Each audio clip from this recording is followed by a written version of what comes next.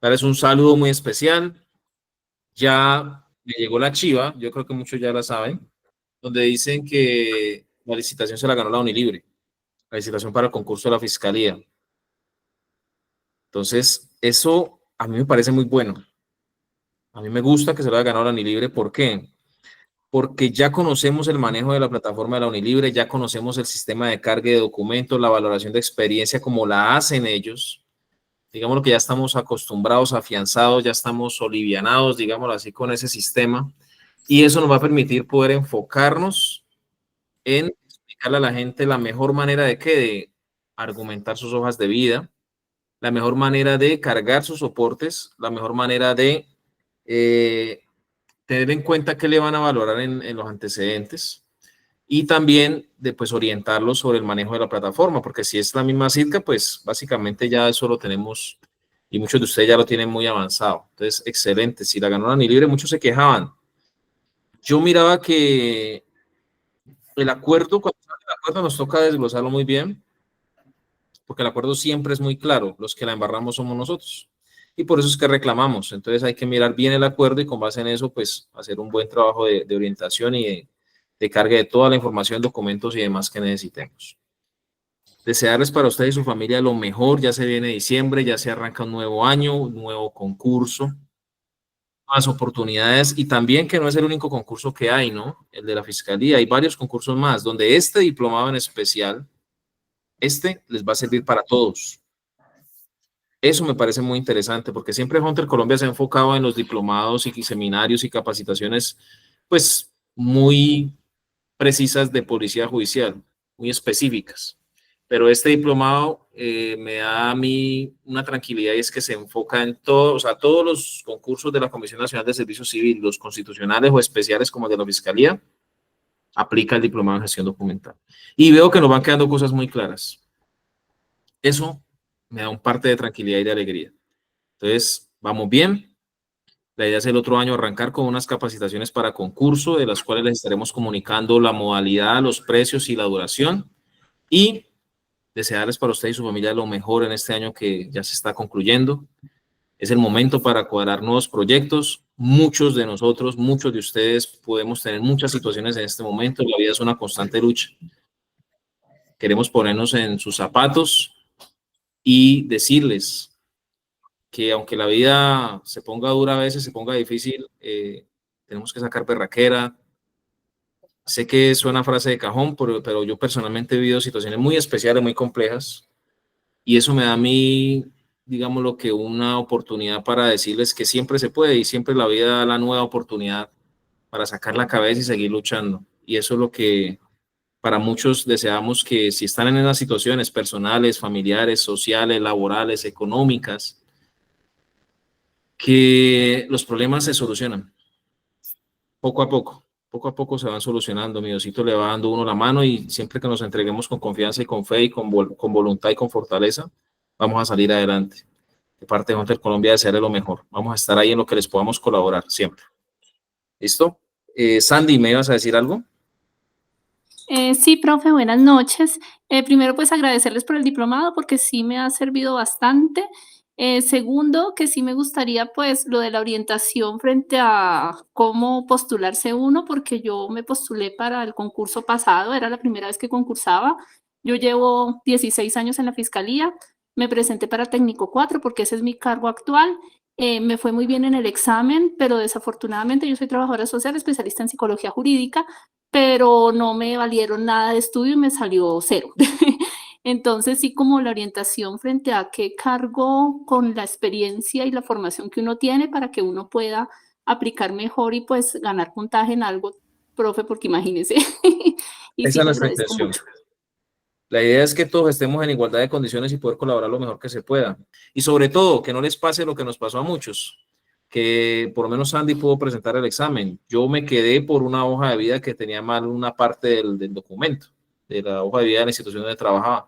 Y eso a mí me generó también más esa necesidad de poder explicarle a la gente, pues, cómo hacer esto, porque yo le soy sincero, hay mucha gente que pasa en los concursos de la fiscalía, en especial, pues que es el área que conozco, pero en realidad no están ni con la actitud, sobre todo, que es lo más importante. La actitud, la forma de actuar, ¿sí? La disposición. No están en disposición de trabajar, primero, y segundo, no están en aptitud, o sea, no tienen las capacidades. Pero afuera hay mucha gente que con capacidades y con ganas, con berraquera, están ahí y se quedaron por fuera por cosas mínimas, por nimiedades, por simplicidades, mejor dicho. Entonces, la idea es que si se van a quedar los que se queden en la fiscalía, recordemos que es un servicio de la comunidad, pues se queden los que verdaderamente le metan el hombro a las cosas. Estamos en una situación crucial donde se necesita que en realidad haya un acompañamiento, una colaboración y una atención, una respuesta a la comunidad. La inseguridad está ya en todas partes y hay que hacer algo, no nos podemos quedar quietos con eso. Bueno, los que pues, están en la rama pública, lógicamente. Y es muy maluco que haya gente, me llaman y me dicen, ve Miguel, acá entraron unos del concurso y no, eso, lastimosamente nada. Y lo más triste es que no quieren trabajar, creen que entraron acá pues y cogieron el cielo a dos manos y ya, y no quieren hacer nada. Cuando muchos de ustedes que están ahí, que estamos ahorita en este momento, tienen la mística, la berraquera, las ganas, el impulso de hacer algo verdaderamente importante. Entonces, esa es la idea de nosotros, poder colaborarles. Vamos a meterle duro a este tema. Ya Miguel hoy nos trae algo más aterrizado a conceptos, a cosas muy específicas de lo que necesitamos precisamente afianzar. Ya lo que necesitamos estructurar, que es archivo de gestión, por ejemplo, que es los tipos de archivo, la hoja de control, el FUID. ¿Se acuerdan que dijimos que era el FUID? Formato único de inventario documental. Formato único de información documental. Formato único de inventario documental, profe. Eso, de inventario documental, las tablas de retención documental, las hojas de control, los rótulos de carpetas. Bueno, hoy vamos a tocar unos temas muy, muy importantes. Como les digo, me alegra mucho tener a este experto aquí, que no solamente conoce por su experiencia, sino que es alguien que se ha enfocado en la especialización profesional del tema. Esta noche vamos a hablar de archivos de gestión. Los archivos de gestión son aquellos que se encuentran dentro de cada área o cada dependencia que compone la estructura administrativa de una entidad.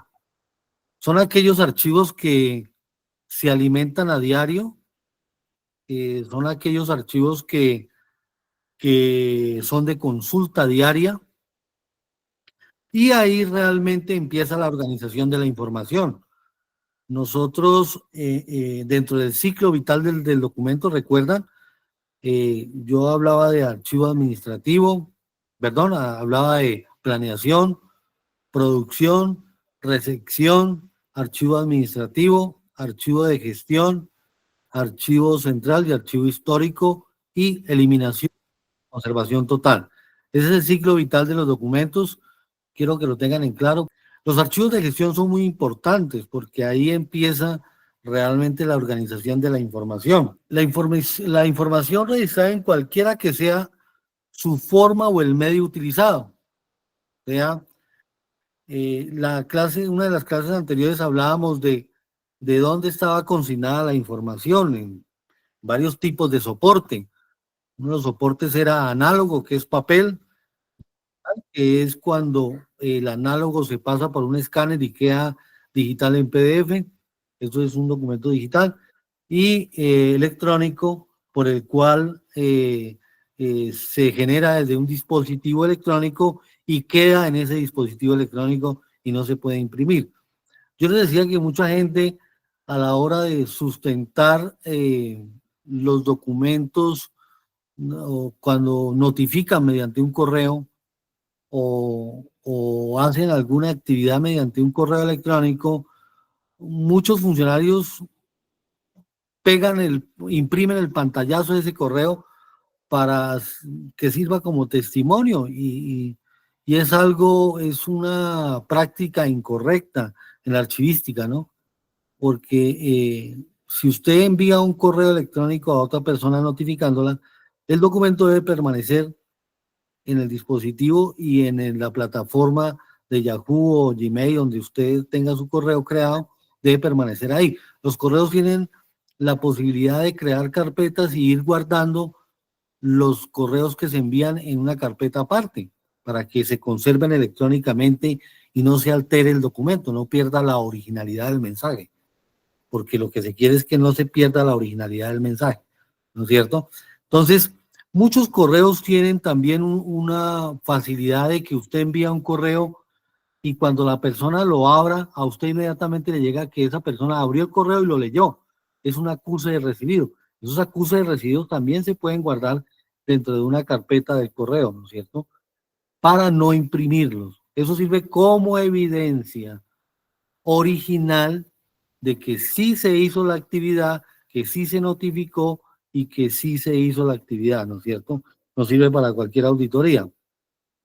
Entonces, acuérdense muy bien, los documentos electrónicos se conservan, se elaboran en un dispositivo electrónico y se conservan electrónicamente y así no pierden la originalidad. Bueno, documentos de apoyo facilitativos son aquellos que son de trámite y facilitan un trámite administrativo. Por ejemplo, yo les hablaba a ustedes de esos documentos que cuando uno solicita al almacén que le den tinta o que le den algo para solucionar algo administrativo, algo logístico, pues son documentos que facilitan el trámite, ¿no es cierto? Que no tienen ninguna importancia, un valor, tienen un valor administrativo, pero no sirven para la historia, no sirven como conservación total, ¿no es cierto? Entonces, es ahí donde empezamos a valorar los documentos. Ahora, las leyes, los decretos, las resoluciones, manuales, documentos esenciales, las leyes, los decretos generados o recibidos por una dependencia de acuerdo a sus funciones. Esos también son documentos facilitativos. Las leyes son documentos como y decretos, resoluciones, los decretos que llegan a una entidad, resoluciones o manuales, son documentos que son de apoyo, ¿no? Son de apoyo, son de consulta, son para direccionar un proceso, ¿no? Pero hay otros documentos que sí genera la entidad, que sí los genera usted, que son las resoluciones, que usted también elabora decretos, elabora manuales, que son documentos que de modo sí se pueden crear en una dependencia, dependientemente del proceso y el procedimiento que tengan a cargo. Por ejemplo, en una oficina de planeación hacen manuales, en una oficina jurídica pueden elaborar resoluciones, ¿no es cierto? En una alcaldía, en el despacho de una alcaldía usted va a encontrar decretos, ¿no es cierto? En el despacho, señor alcalde, va a encontrar ese tipo de serie de decretos. Entonces, hay que entender dónde se elaboran ese tipo de documentos, ¿no es cierto? Para estar claros con eso. Vamos a entender la división de los fondos, de un archivo. Y fondo. ¿Qué quiere decir la palabra fondo? Fondo es la entidad.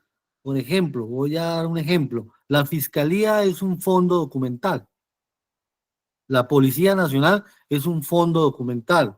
La Registraduría es un fondo documental. El Ejército Nacional es un fondo documental. Cada entidad tiene su fondo documental. ¿No es cierto?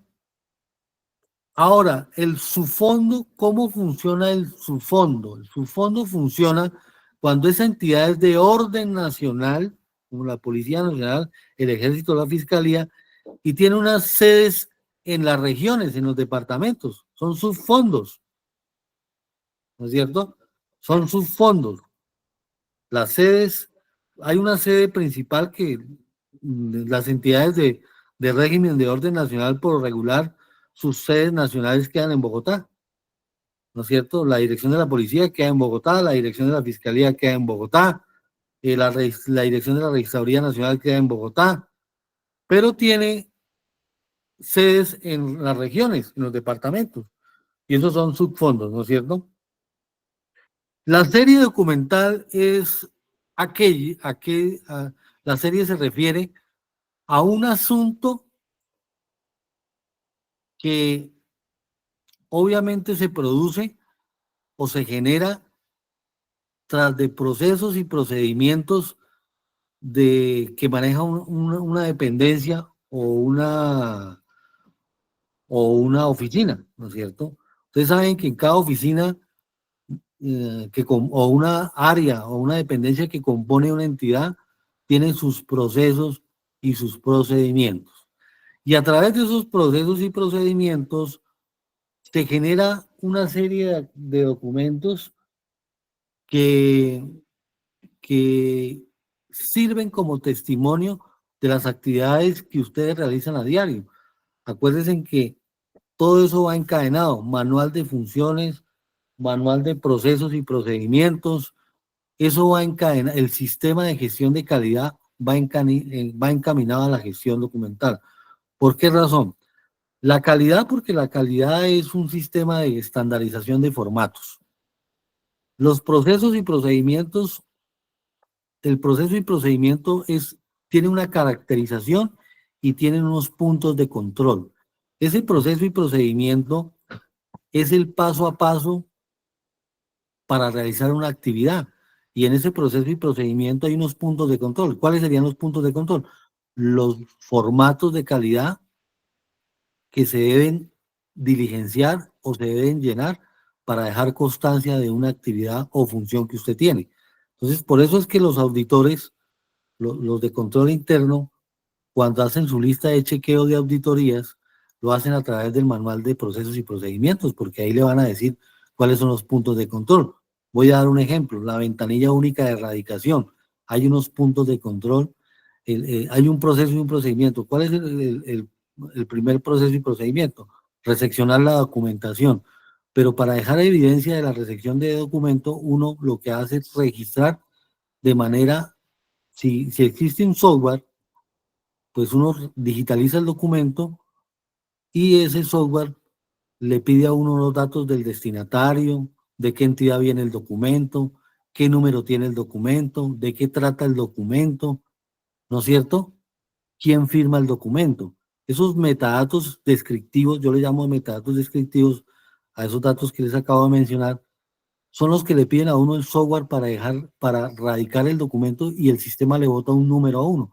Ese número que le bota el sistema a uno se lo coloca a la copia del documento que se va a llevar el usuario, ¿no es cierto? Porque el usuario se lleva una copia de lo que entrega y a esa copia, tanto como al original y a la copia, se le coloca ese número para que haya una trazabilidad de ese documento y se sepa a qué hora se recibió y a qué hora se recepcionó. Entonces, en ese orden de ideas, ese procedimiento se llama radicación.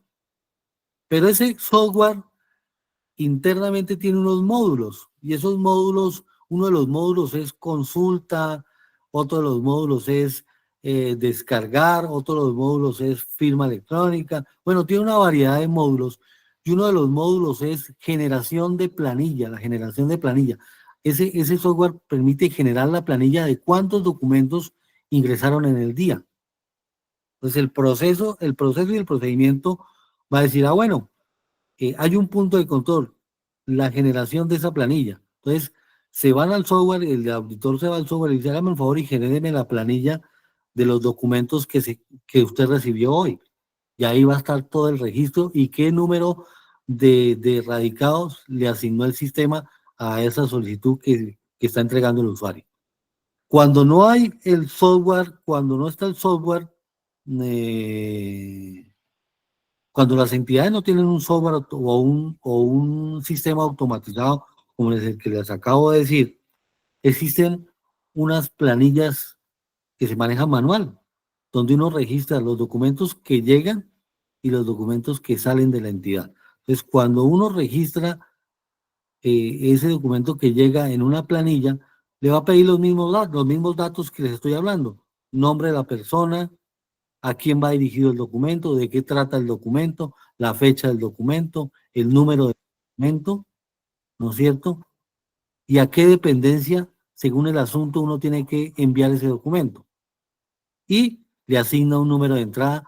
Entonces, no sé si la mayoría se han dado cuenta que las entidades a veces utilizaban esos numeradores automáticos, que uno le va dando el número al documento, es como un sello.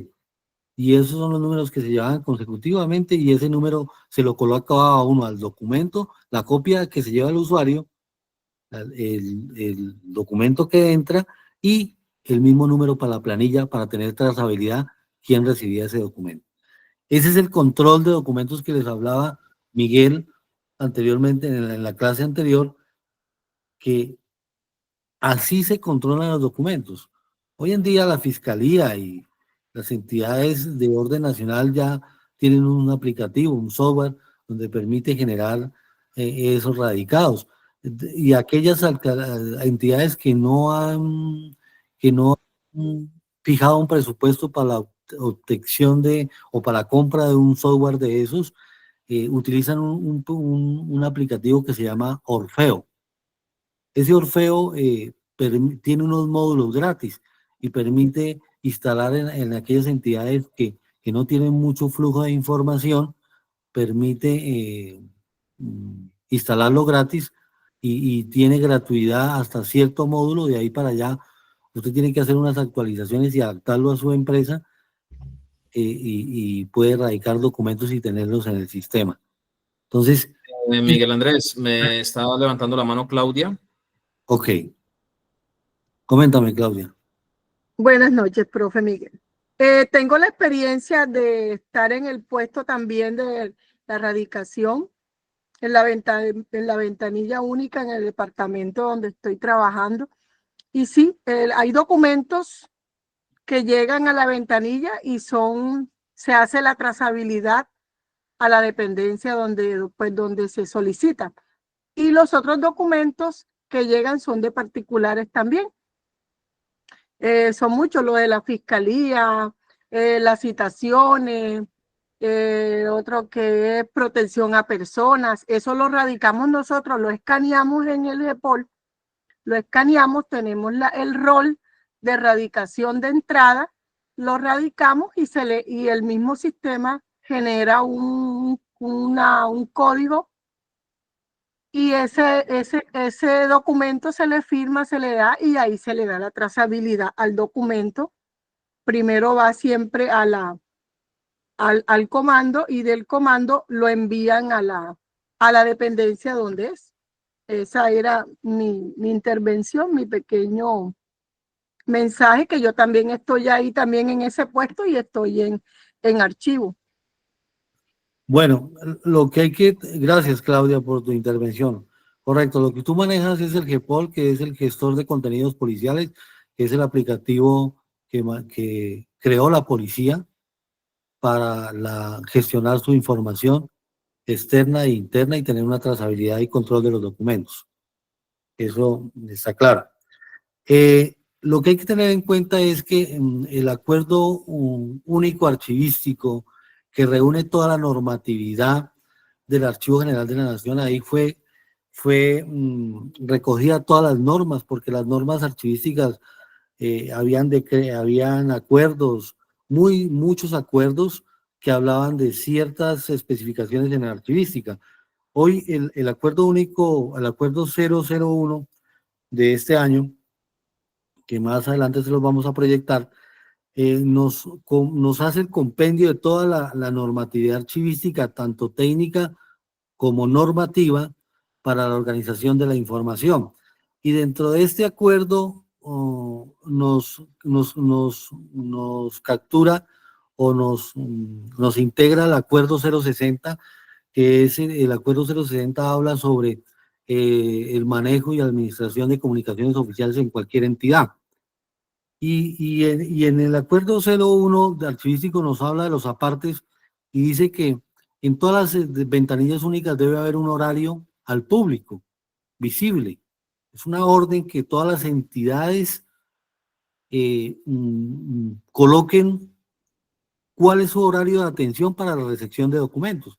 Eso es por norma, no es porque no quieran, sino que lo deben fijar visible al público, para que el público sepa hasta qué horas puede ir a radicar un documento, y que el funcionario que está dando ese servicio no omita ese servicio, no deje de recepcionar el documento, porque hay gente que a veces uno a la ventanilla y no lo atiende. No, es que ya se cumplió el horario. Mentira.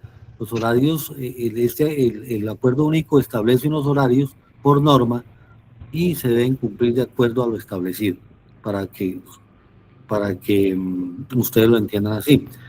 Bueno, resulta de que en esas ventanillas únicas no se puede recibir correspondencia. Correspondencia, ¿a qué hago referencia correspondencia? A los correspondencia personal. Que le llegó el recibo del teléfono a fulanito de tal que trabaja en la oficina jurídica.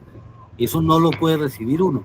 Que le llegó el recibo de la tarjeta de crédito del Banco Popular. Que eso no lo puede. O sea, la correspondencia personal Hasta mañana.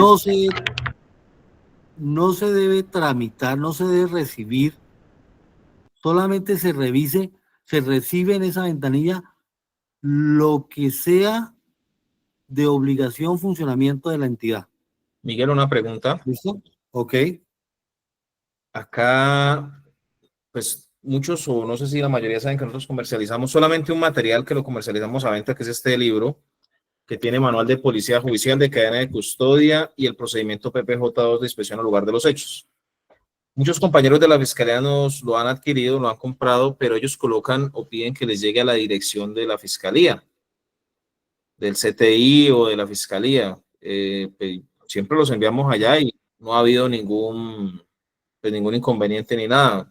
O sea, ¿cómo sería ahí entonces? ¿Están errando entonces en colocar la dirección de la entidad para poder recibirlos?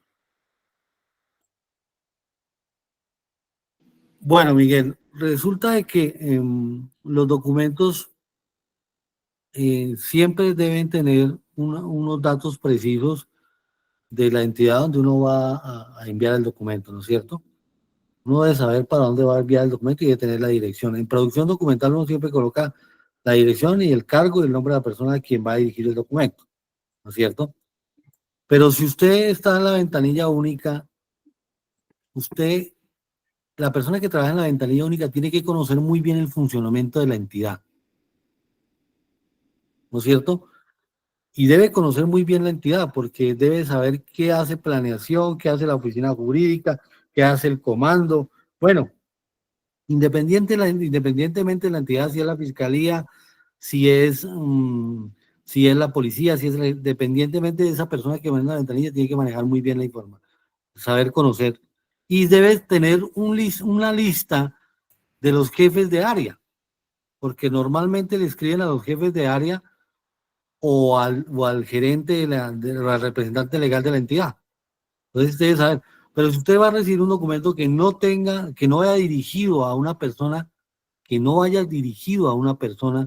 trabaje en la entidad, o que reciba un documento que tenga la dirección de la entidad, pero no sea para la entidad, ¿cuál es el procedimiento? El procedimiento es decirle a la persona que obviamente no se puede recepcionar ese documento porque a quien está dirigido no labora en esa entidad, ¿no es cierto? O la otra es recepcionarlo y devolverle ese documento con comunicado oficial a la entidad que está remitiendo ese documento. ¿Listo? Para que quede Me legalmente refiero a establecido. que ellos compran el libro, nos compran el libro, pero colocan que llegue allá a la oficina de allá de la Fiscalía de X o el CTI de tal parte. Ah, O sea bueno. que ahí no lo reciben en ventanilla única. Me imagino que lo recibirán que los vigilantes, la portería o bueno, no sé. Nosotros, la ventanilla única lo puede recibir, la ventanilla único lo puede recibir si hay un común acuerdo con el que compró el libro, con el funcionario.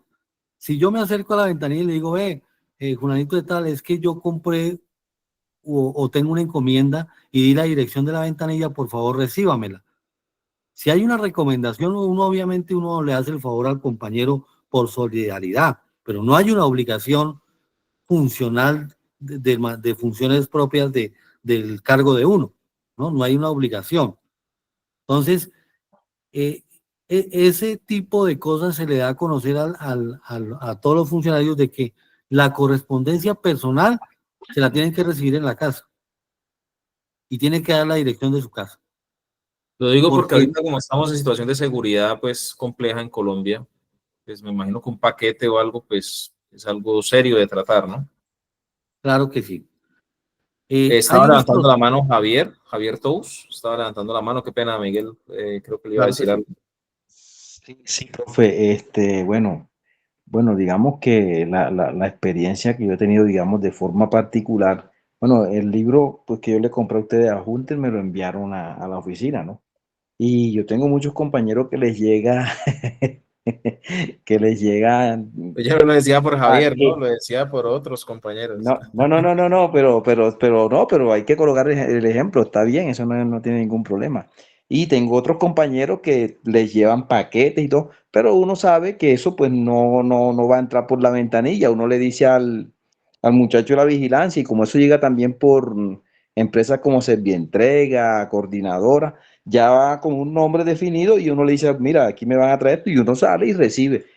A otros compañeros que ya se han pensionado, a veces le llegan hasta unas cuestiones de las tarjetas de crédito y eso.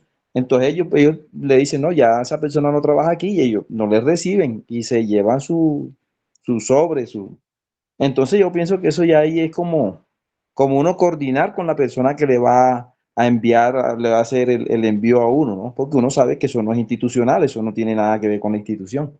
Entonces quería Es hacer correcto. ese aporte. Profe, y felicitarlo porque la verdad es que el sonido, o sea, se escucha excelente. Ok, muchas gracias. Lo que yo quiero es que ustedes entiendan que en funcionamiento, como funcionarios de una entidad, solamente van a recibir lo de trámite de la entidad. La correspondencia personal no es obligatoria. Puede salir en el examen una pregunta de esas. Correspondencia personal se recibe en la ventanilla única, verdadero o falso. Entonces, es ahí donde a eso voy. La norma dice que nosotros no podemos recibir correspondencia personal.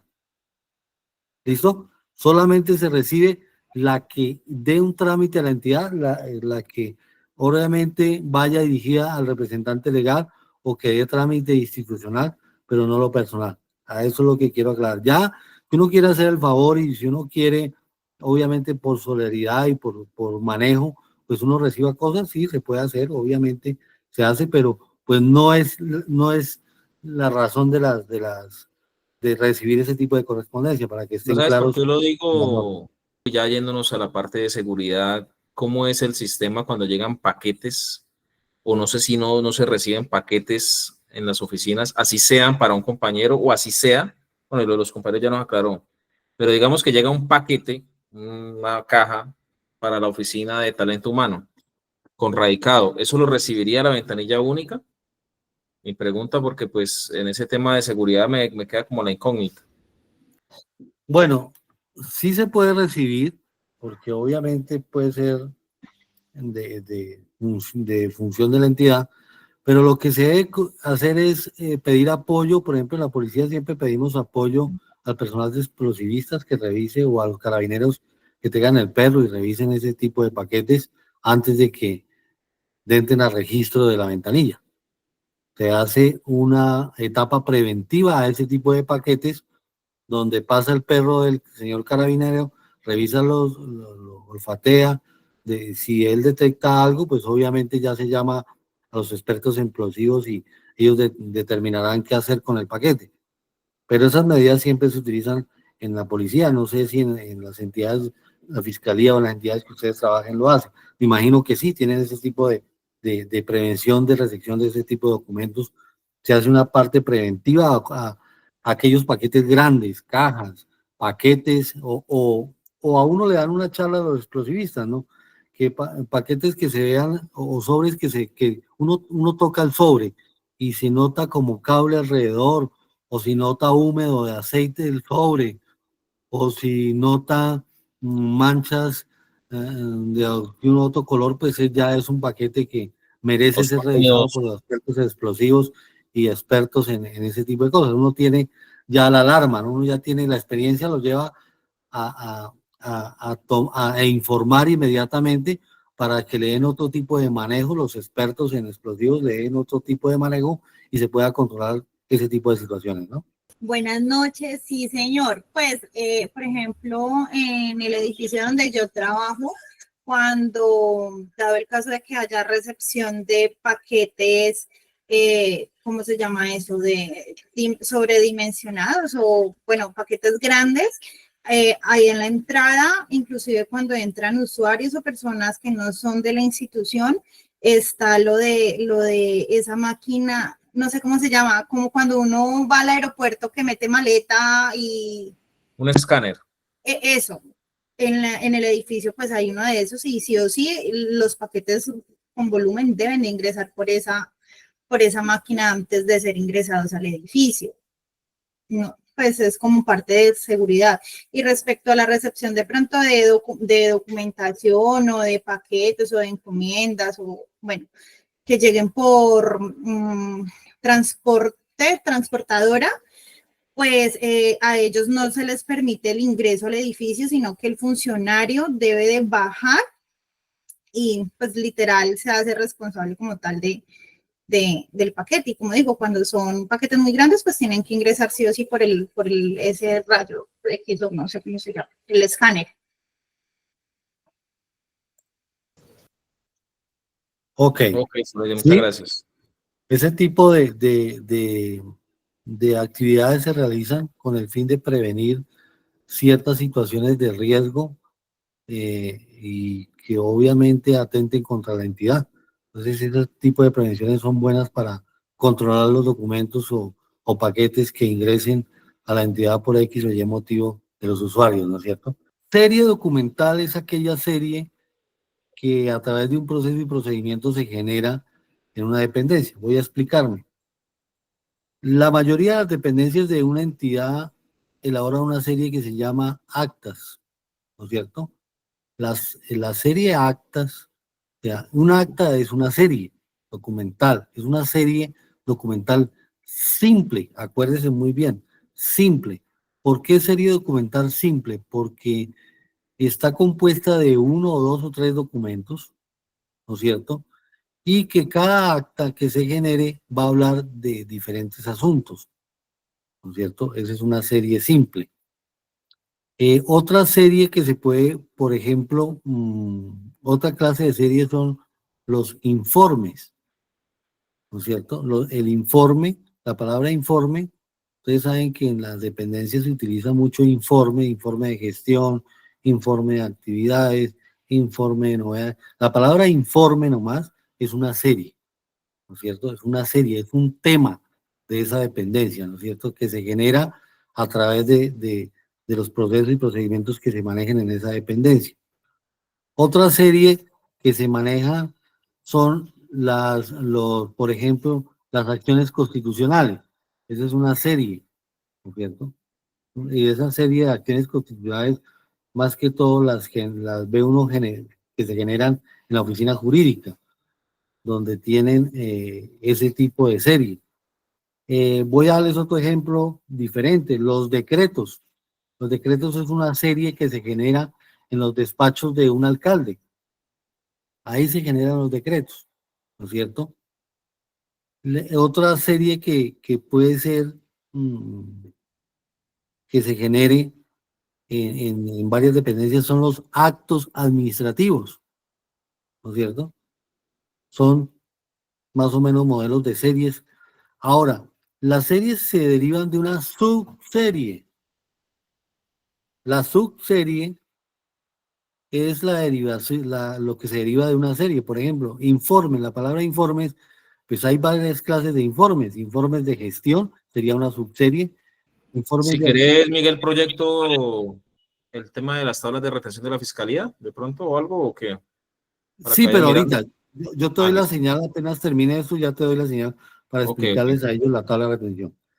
Entonces, la subserie, por ejemplo, de la serie de actas se genera unas subseries, es actas de entrega de cargo, actas de entrega de elementos, actas de incautación, actas de reunión de trabajo, actas de comités de tal cosa. Entonces son unas subseries que se derivan de esa serie de actas. Hay infinidades de actas. Por ejemplo, en la policía hay casi 386 clases de actas a nivel nacional que nosotros elaboramos. Y cada modelo de acta y cada acta lo utilizamos para ciertas cosas, ¿no es cierto? La fiscalía puede tener varias clases de actas, ¿no es cierto? Entonces eso hay que entrar en detalle también. Ahora, otra, por ejemplo, las acciones constitucionales. Deme un ejemplo de una acción constitucional. ¿Cuál podría ser? ¿Tutelas? Una tutela, profe. Una tutela. Correcto. La tutela es la tutela es una subserie de la serie de acciones constitucionales. Y esa tutela está compuesta de varios tipos documentales. ¿De qué se compone? ¿Cuál será el primer documento de una tutela?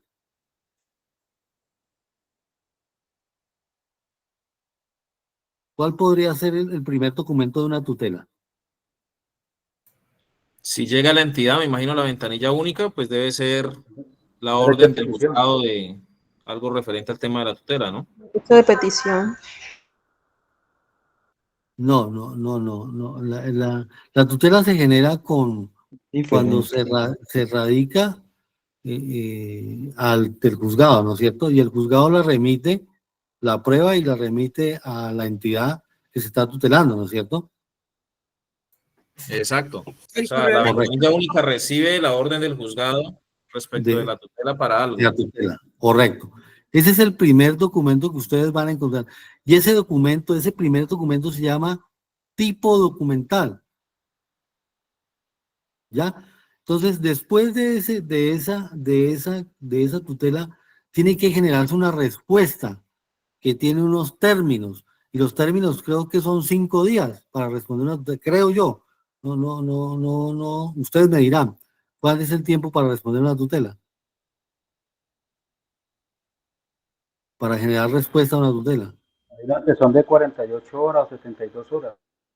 Correcto. Entonces, dentro de esas 48 o 72 horas hay que generar una respuesta y esa respuesta es otro tipo documental que hace parte de esa subserie de tutelas. Qué pena, Miguel. Hay una cosa que hay que dejar claro y es que el término que le dan a la entidad para contestar es uno y el término de la tutela es otro, ¿no? La tutela tiene un término de 10 días para que el juzgado resuelva. Lógicamente, dentro de esos 10 días, el juzgado remite a las entidades X o Y órdenes o solicitudes de información o ver qué hizo la entidad respecto a ese caso. Ejemplo, vamos con la más básica de los medicamentos.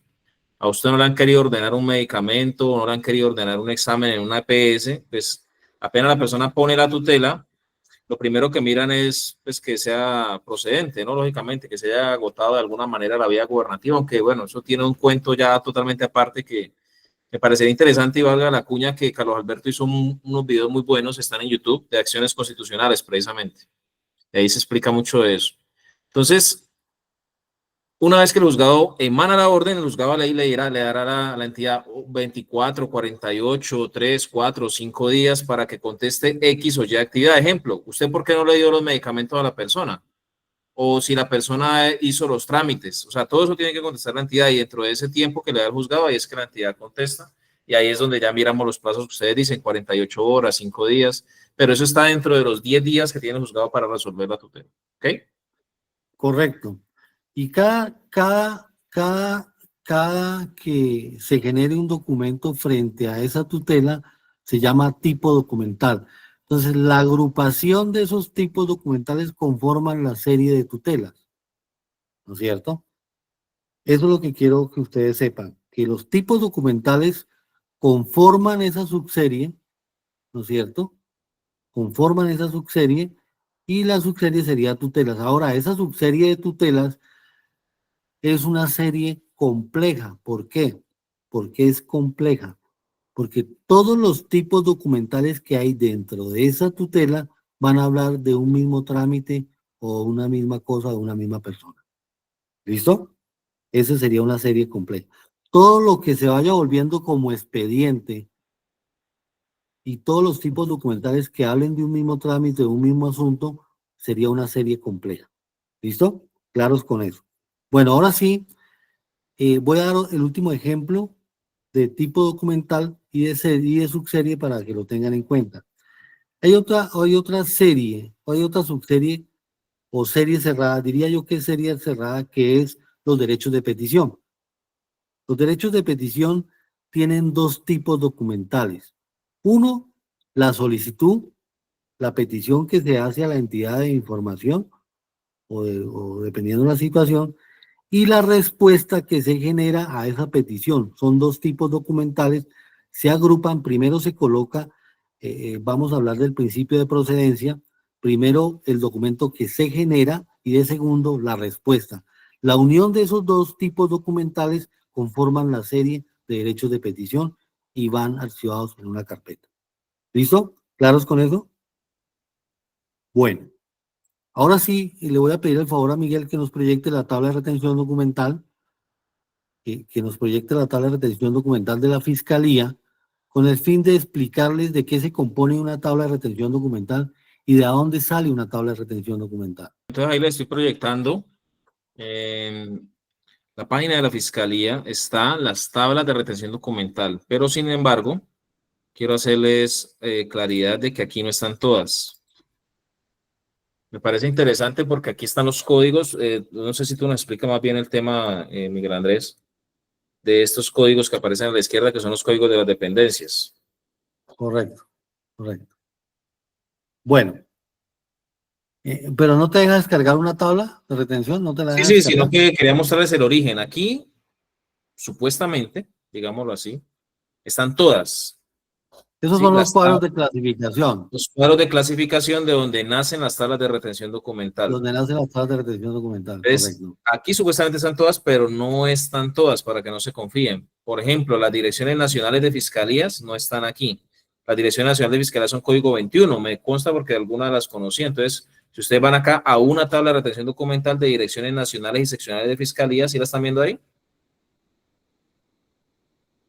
Sí, sí, correcto. Miren, Se van a dar cuenta que el código de la dependencia es 21.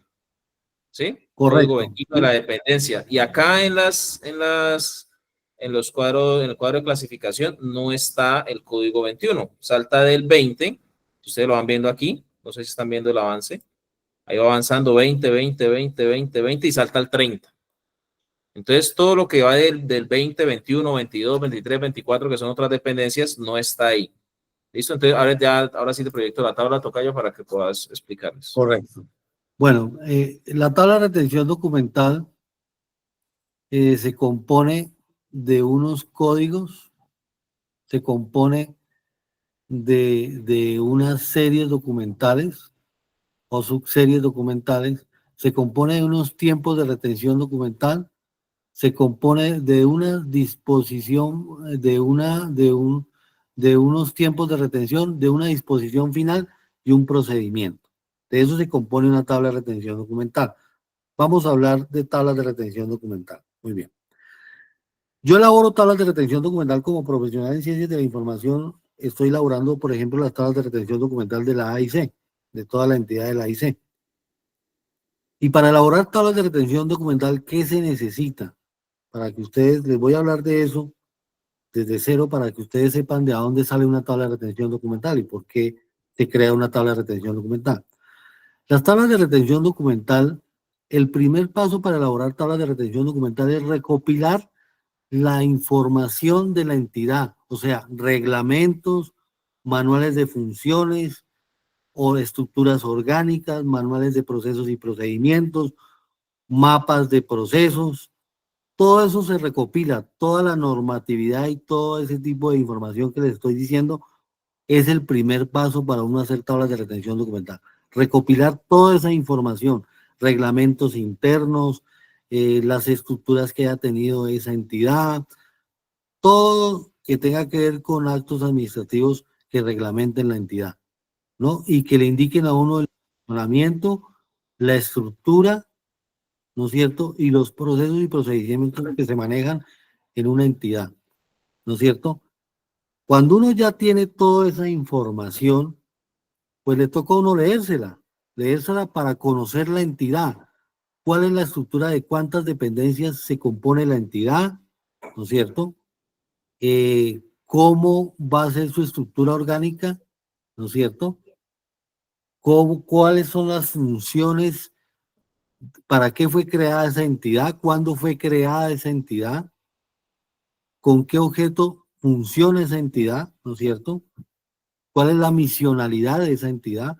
Entonces, cuando uno ya tiene toda esa información, el segundo paso para hacer tablas de retención documental es hacer un plan de entrevistas a cada productor documental de la entidad. O sea, yo tengo que pasar por todas las dependencias e entrevistar al jefe de esa dependencia y entrevistar a los productores documentales que trabajan en esa dependencia. Por eso, ¿qué hace? ¿Cuáles son las funciones que hace? Pero yo me voy entrenado. ¿Por qué me voy entrenado? Porque yo como he bajado, ya me he leído el manual de procesos y procedimientos, ya me he leído el manual de funciones de cada funcionario, entonces yo ya sé qué es lo que produce él, pero voy es como a confirmar la producción documental que realiza. Por ejemplo, yo voy a dar un ejemplo, me voy a la secretaría a la secretaria del despacho de un alcalde, le voy a decir, mire, ¿usted qué es lo que produce? Entonces me va a decir, no, mi función es atender el despacho, yo hago los decretos, yo hago las resoluciones, entonces yo voy tomando nota de eso y lo parametrizo con el manual de funciones y con el manual de procesos y procedimientos que tiene el despacho de la alcaldía. Esto mismo pasa con la fiscalía. Cada dependencia,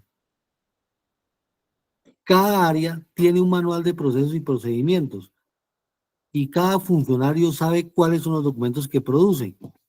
Entonces, al yo entrevistarlo y al hacer la parametrización de lo que yo he leído en el manual de procesos y procedimientos y manual de funciones, me tiene que decir que él elabora actas, o que él elabora resoluciones, o que él maneja demandas con ciertos tipos documentales de esas demandas, ¿no es cierto? Entonces, miren que cada dependencia tiene un funcionamiento y una producción documental. Por ejemplo, aquí en la tabla de retención documental que nos está mostrando Miguel, se llama Dirección Nacional de Seguridad Ciudadana, y eso es una dependencia de la Fiscalía. La oficina productora es la Dirección Nacional de Seccionales y de Seguridad Ciudadana. Le han dado el código 21. ¿Por qué? Porque muy seguramente es la oficina número 21 de toda la estructura orgánica. Os me explico. La Dirección General de la Fiscalía será el número 1, ¿no es cierto? Y de ahí para abajo siguen codificando para darle el número de código a esa oficina. Entonces, el código que ustedes ven aquí, 1000, es el despacho de la Fiscalía General de la Nación, y de ahí para allá se sigue codificando consecutivamente hasta llegar hasta la última oficina de la Fiscalía, ¿no es cierto? ¿Con qué fin? Lo que pasa es que nosotros tenemos que tener claro cuando hacemos tablas de retención documental que cada dependencia debe tener su número de identificación. Es como nosotros tenemos un número de cédula y todos nos identifican por un número de cédula. Lo mismo pasa con tablas de retención documental, ¿no es cierto? Hay una codificación. Nosotros, los profesionales en ciencias de la información, nos entregan el organigrama y lo que hacemos es codificarlo. Y cuando ya lo tenemos codificado todo, jerárquicamente, por ejemplo, yo le puedo dar aquí en el organigrama que me está presentando Miguel, perdón, vamos al organigrama, dice Fiscalía General de la Nación, yo ahí le puedo dar el número 1000, ¿no es cierto? Y a la Fiscalía Delegada ante la Suprema Corte de Justicia yo le puedo dar 1100. A la Dirección Ejecutiva le puedo dar 1200, ¿no es cierto? Pero si vamos al organigrama otra vez, Miguel, qué pena. Estaba mirando que efectivamente lo que me estás diciendo contrasta, porque mira que acá está el código 1000, ¿no? O 10.000, Sí. pues, que es el despacho del fiscal. Y Sí. tenemos la Fiscalía Delegada ante la Corte Suprema de Justicia, que es el 10.100, precisamente. Sí, claro. Si vamos al organigrama, o sea, eso ya me hace comprender, yo de pronto lo manejaba, pero no hacía este nivel de especificidad. Me hace comprender que los códigos de las dependencias para las tablas de retención documental provienen del organigrama y en su orden, miramos que acá la Fiscalía Delegada ante la Corte Suprema depende directamente del despacho del fiscal. Hay una situación aquí especial. Vamos al organigrama, un momentico, Miguel, por favor. Miren, si usted en un organigrama hay oficinas de primer nivel, de segundo nivel y tercer nivel. Si ustedes ven la Fiscalía General de la Nación, la Fiscalía Delegada ante la Corte Suprema de Justicia y la Dirección Ejecutiva, son dependencias de primer nivel, o sea, la más jerárquica en la entidad. Son oficinas de jerarquía, son las que direccionan tiene que ver con el direccionamiento toda la entidad. De esas dependencias de primer nivel se derivan las de segundo nivel, que son la dirección de control disciplinario y la dirección de control interno, ¿no es cierto? Son las de segundo nivel y de ahí se desprende, la dirección de control disciplinario y la dirección de control interno, discúlpenme, son oficinas asesoras de la Fiscalía, ¿no es cierto? Son oficinas asesoras. Pero si ustedes ven en el organigrama, ya de la Fiscalía General de la Nación se desprende Dirección Política y Estrategia, Dirección de Asuntos Jurídicos. Esas son las dependencias de segundo nivel, miren. Esas son las de segundo nivel. La Dirección de Asuntos Internacionales, la Dirección de Culminaciones, todas esas direcciones son de segundo nivel. Y luego siguen, esas direcciones tienen otras ramas que se llaman las de tercer nivel, que son delegada contra la criminalidad organizada, delegada con las finanzas criminales, delegada son las de tercer nivel, y ya vienen las subsecciones. O sea, de la delegada contra la criminalidad organizada se deriva una subsección que es la Dirección de Apoyo a la Investigación y Análisis contra la Criminalidad. Son subsecciones que se derivan, que dependen de esa delegada contra la criminalidad organizada. Entonces, esa es como la jerarquía, ¿no es cierto?, de la Fiscalía. Entonces uno codifica para cuando uno va a hacer el cuadro de clasificación, se evidencia una jerarquía de las dependencias de primer, segundo, tercer y cuarto nivel. ¿Listo? Para hacer tablas de retención documental. ¿Estamos claros ahí? ¿Entendimos ese concepto? ¿Alguien tiene alguna pregunta? Legni iba a decir algo. Buenas noches. Sí, señor. Bueno, yo trabajo con la Fiscalía y con relación a la identificación que dicen ustedes ahí, bueno, hablo en el grupo que yo estoy, para el hecho de nosotros estamos estamos en la estructura, en la delegada para la seguridad territorial. Yo hago parte del grupo de administración pública y nosotros, para emitir un oficio, hacer peticiones de ese grupo, que es el Grupo de Investigaciones Anticorrupción, eso tenemos el código 20520, es que ahí es donde estoy, esa es como la dependencia, o digamos, esa es como la sección de investigaciones, como el 20500 algo, luego el 01, raya 01, o sea, tiene que ver con lo que están diciendo ustedes ahí, y el 02 como la subserie, digo, bueno, no sé, del grupo en el que estamos nosotros. Bueno, Yo en la próxima clase le averiguo a una niña, de hecho le estaba escribiendo una compañera que trabaja muy bien todo eso de tablas de retención, y eso porque yo sé que esos códigos van de acuerdo a las dependencias, a las seccionales, o sea, dependiendo la parte territorial de la Fiscalía. correcto, mira, yo te voy a explicar algo. El primer código que se denota en la tabla de retención documental, proyectemos la tabla de retención documental, Miguel. El primer código hace noción a la dependencia, al código de la dependencia, 21. El segundo, donde está la S, hace referencia al código de la serie, que es 053. Y el tercer código hace referencia a la subserie, que es 02. ¿Listo? Entonces hay que tenerlo claro. Primer código hace referencia a la identificación de la dependencia. Segundo código hace referencia a la serie documental y al tercer código hace referencia a la subserie. Entonces, por ejemplo, voy a decirte algo. Resulta de que la serie, mira que aquí hablemos de estas actas que me mostraste ahí. Bueno, acciones de tutela. Las acciones constitucionales es 001 en la fiscalía, las acciones constitucionales. Pero se deriva 02 es la 02 es la subserie que hace referencia a la acción de tutela. ¿Listo? El primer código hace referencia a la serie, el segundo código hace referencia a la subserie, y ahí te están ahí en el nombre de series y subseries, te están diciendo que es la serie de acciones de tutela, y los punticos que ves hacia abajo son los tipos documentales que conforman esa tutela. Entonces, una tutela tiene escrito, respuesta, fallo favorable o desfavorable, sentencias judiciales, impugnación y fallo de tutela. Esos son los tipos documentales que conforman esa tutela, esa acción de tutela. ¿Ya? Entonces, siempre el primer código va a hacer referencia a la dependencia, el segundo código va a hacer referencia a la serie documental que pertenece a esa subserie.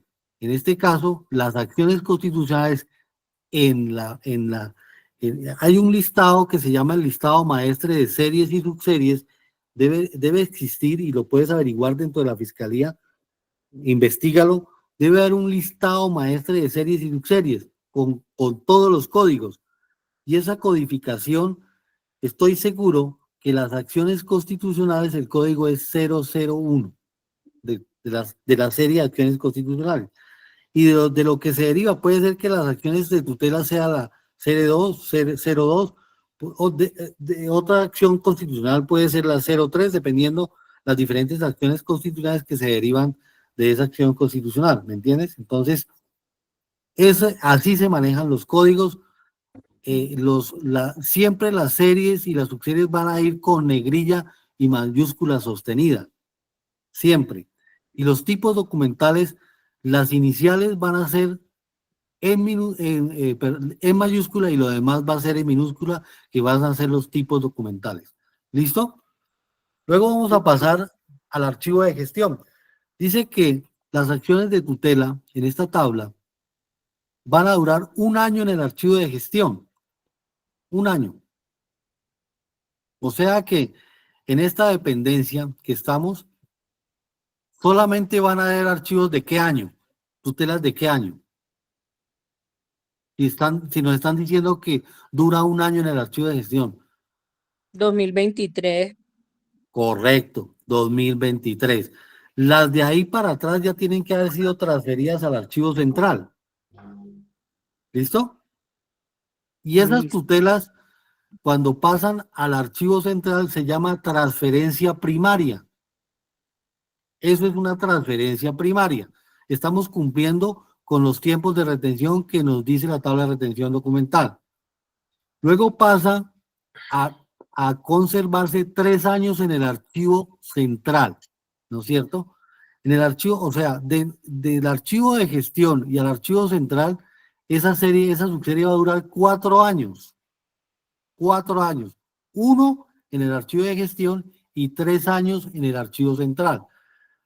Y se va a conservar, bajemos un poquito, Miguel, el formato, por favor. Resulta de que luego vienen, eso, ahí, Miguel, eso, ahí. Entonces dice, traducción documental.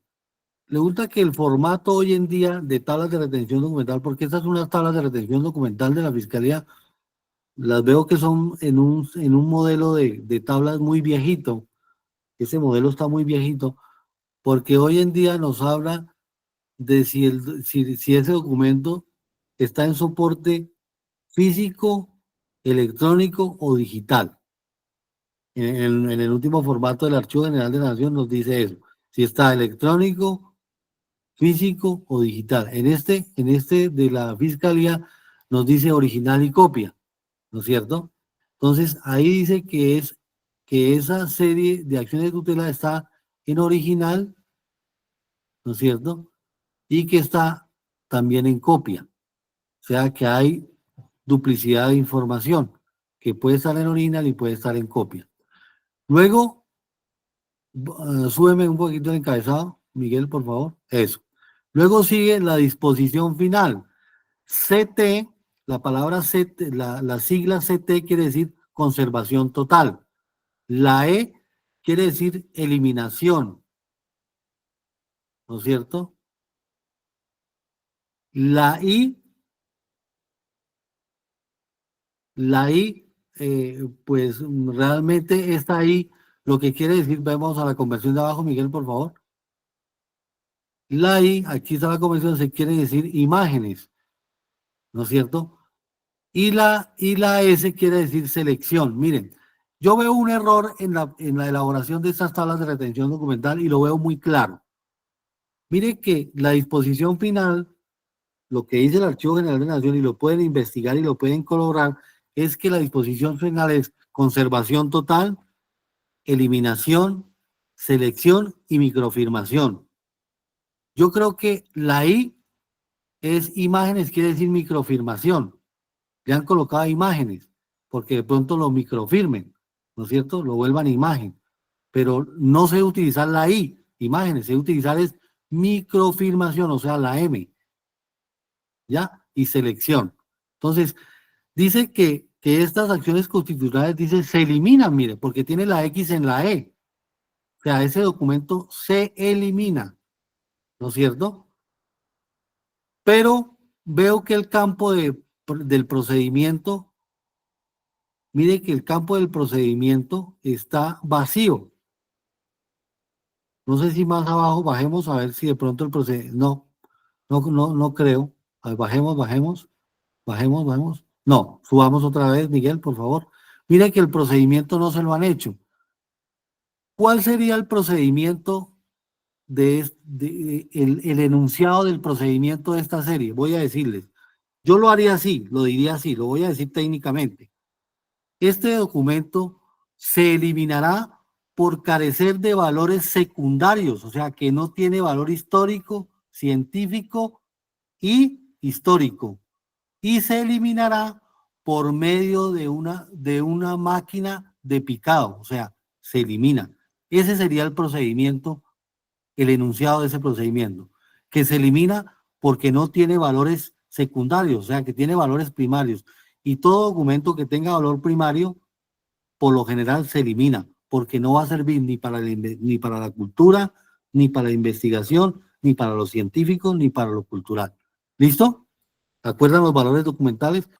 Profe, dos preguntas. La primera es en cuanto a los documentos, por ejemplo, en la sección de análisis, hay solicitudes que entran por la oficina de correspondencia, pero hay solicitudes que ingresan directamente al correo electrónico de la dirección de nosotros, de la coordinación. A eso se le da el mismo manejo que el resto de la correspondencia, como su merced nos ha explicado. Y segundo, también me asalta la duda que nosotros, por ejemplo, hacen las solicitudes vía correo electrónico, se les da respuesta vía correo electrónico, se les envía el informe y con los sustentos y todo, pero a nosotros nos hacen imprimir, lo que su merced decía que no se podía, nos hacen imprimir todo, el envío, el recibido, el informe, todo. ¿Es así que se puede manejar en policía judicial? Pues en su proceso de policía judicial. Gracias. Bueno, gracias por esa intervención y muy buena pregunta. Miren, lo que pasa es que en la archivística, los expertos en derecho, los señores abogados, siempre tienen la costumbre de que si no está en físico, ellos no tienen que tener el documento en físico para poder proceder y para poder tener la prueba. Lo voy a decir así porque poco le han dado credibilidad a lo electrónico, ¿me entiende? Y no conocen esta etapa del archivo del electrónico. Lo digo ¿por qué lo digo con propiedad? Resulta de que en la ley 527 de 1999, que habla de los documentos electrónicos, dice que cuando una solicitud es por correo electrónico, su respuesta tiene que ser por el mismo medio en que llegó esa solicitud, por correo electrónico. Eso dice la ley y la pueden leer. El final de ese trámite tiene que ser por el mismo medio, pero no se debe imprimir. Lo que pasa es que a la Fiscalía le falta implementar algo que se llama referencia cruzada. ¿Y qué es esa referencia cruzada? Nosotros en la policía tenemos un formato que se llama testigo documental. En la fiscalía deben implementar ese testigo documental. ¿Y cómo ese testigo documental? Resulta de que es un formato que creó el sistema de calidad, lo diseñó para reemplazar aquellos documentos que no se deben imprimir. O sea, por ejemplo, en ese testigo documental, en la próxima clase me comprometo a traerlo para que lo conozcan, o esa referencia cruzada. No sé si mientras estoy hablando del tema, Miguel nos busca por ahí en internet un formato de referencia cruzada para explicarles y se los proyectamos ahorita. Miren que esa referencia cruzada hace referencia de que ese documento electrónico, uno que va a hacer, ahí le pregunta una serie de datos de referencia cruzada. Y esa referencia cruzada es donde uno va a colocar a qué hora llegó el correo electrónico, ¿no es cierto? ¿Quién envió el correo electrónico? Unos datos que son metadatos descriptivos que dice a qué hora llegó, a qué cuenta de correo electrónico llegó, ¿no es cierto? Quién lo envió ese correo electrónico y de qué asunto trae. Entonces usted llena ese formato y lo coloca en la carpeta física y al final le dice dónde va a estar ubicado ese documento electrónico. Entonces usted va a colocar en el disco, en el computador, en el correo de la cuenta tal, en la carpeta que la he nombrado solicitudes. Ahí usted va dando la ubicación donde va a guardar ese correo o esa solicitud que le llegó, ¿no es cierto? Usted lo va a referenciar en ese formato y no tiene necesidad de imprimir el correo, sino que con ese formato va a reemplazar, y cuando el auditor llegue a ver esa referencia cruzada le va a decir, ah, bueno, entonces usted dice que este documento lo tiene en la cuenta del correo tal, es ábrame esa cuenta, ábrame esa carpeta de solicitudes y ahí usted va a tener guardado su correo electrónico y su respuesta, y eso se llama referencia cruzada, ¿no es cierto? Miren, esta ficha, fecha de elaboración, elaborado por, identificación, a qué proceso, mire, elaborado por, cargo, identificación del expediente, a qué pertenece esa solicitud, a qué serie, porque, pues, por ejemplo, si le llegó un derecho de petición a usted y lo respondió por ahí mismo, entonces le va a colocar que es un derecho de petición, ¿no es cierto? La descripción, entonces, que llegó por correo electrónico, que trata de tal asunto, ¿no es cierto? La fecha en que llegó, ¿no es cierto? Y al final le va a pedir la firma, y ese documento sí es el que se guarda en la carpeta física y lo electrónico se va a conservar en lo electrónico. ¿Listo? Ahora, cuando me preguntabas de la ventanilla única, me estabas diciendo que a ustedes les llegaba las solicitudes por correo, que cómo sería, que a ustedes directamente les llega el correo, ustedes deben remitir ese correo al correo de la ventanilla única para que le genere un número consecutivo de entrada, porque acuérdense que un correo electrónico puede ser un derecho de petición o puede ser una solicitud de información, y empiezan a correr tiempos a partir de que se radica ese documento. Entonces, todo correo electrónico se debe enviar a la ventanilla única para que ahí le asignen un número de entrada, porque es un trámite. Debe haber una trazabilidad de ese correo electrónico, cuándo llegó y qué número se asignó, para que haya un control de correo electrónico. Eso se debe manejar archivísticamente como un documento físico. ¿Listo? Y cuando ellos Profe, independientemente que el usuario sea usuario interno de la institución, por ejemplo, de otra seccional o de otro grupo. Si es de otra seccional o de otro grupo, si es de un grupo ahí de ustedes, pues no, se le da manejo, no tienen que hacerle. Pero si es externo, si es de otra ciudad o si es de otra seccional, tienen que hacerle entrada por la ventanilla 1 para ustedes tener la trazabilidad y ustedes poder tener su soporte de cuándo le llegó, cuándo le asignaron el número de entrada y cuándo inicia el trámite de ese documento. Acuérdense que el acuerdo único archivístico dice que a partir de que yo radique un documento hoy, por ejemplo, yo lo radico hoy, los tiempos de respuesta empiezan a contar desde el otro día.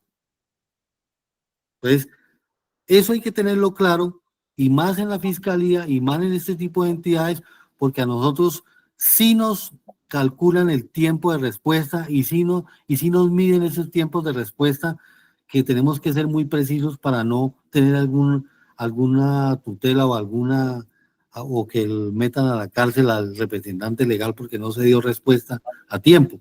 Entonces, por eso se debe tener en cuenta y se debe erradicar todo documento para tener control frente a ellos. ¿Listo, Cindy? ¿Claro con eso? Totalmente claro, profe, mil gracias. Con mucho gusto. ¿Alguien tiene otra duda?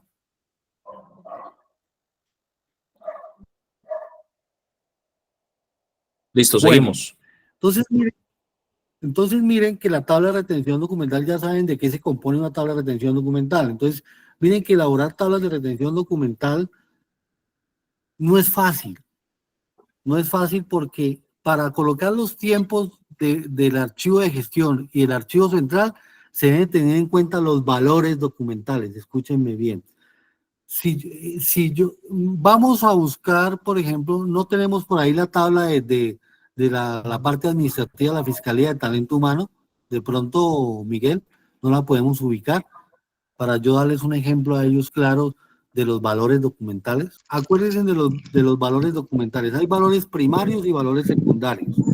El valor primario es valor administrativo, valor jurídico, valor técnico, valor legal. Esos son los valores, y valor fiscal. Son los valores primarios. Y los valores secundarios es valor histórico, valor científico, ¿no es cierto?